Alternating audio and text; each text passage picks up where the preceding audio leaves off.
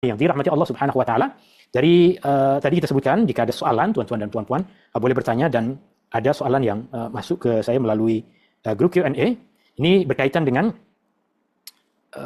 adakah benar bahwa jin akan mendiami rumah yang kosong? Jawabannya benar. Jawabannya benar. Jin akan mendiami rumah yang kosong.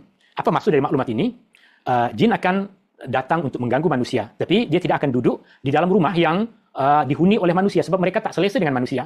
Mereka suka datang untuk mengganggu manusia, tapi mereka tak selesa. Jin ini tak selesa dengan manusia.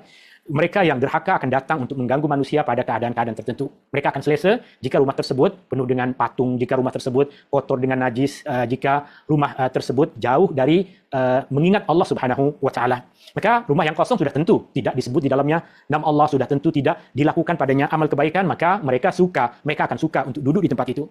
Rasulullah sallallahu alaihi wasallam sebutkan di antara keadaan agar rumah kita terpelihara dari dimasuki oleh golongan jin adalah setiap kali kita masuk ke dalam rumah, kita membaca nama Allah, menyebut nama Allah, sekurang-kurangnya kita membaca bismillah.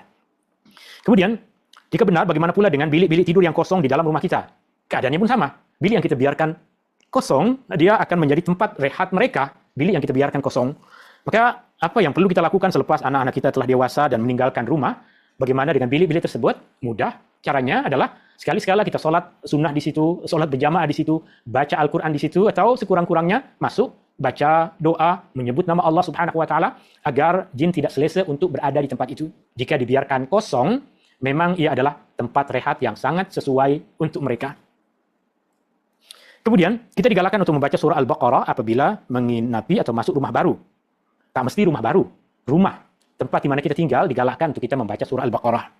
Tidak mesti kita pergi ke hotel untuk memelihara agar tidak diganggu dengan syaitan, kita mesti membaca surah Al-Baqarah. Boleh membaca Al-Baqarah, tapi bukan itu satu-satunya cara. Bukan itu satu-satunya jalan. Membaca surah Al-Baqarah memerlukan masa. Terkadang ketika kita bermusafir, kita tidak kecukupan masa untuk nak duduk dulu, baca Al-Baqarah dulu, tidak.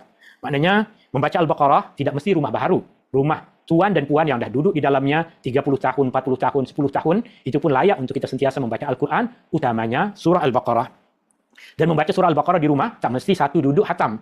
Kita boleh baca sedikit demi sedikit satu muka surat sehari, atau satu pagi satu muka surat, petangnya terus bersambung sehingga hatam surah Al-Baqarah.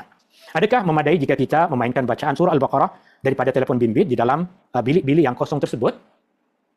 Boleh, tapi bukan itu yang dituntut dalam agama.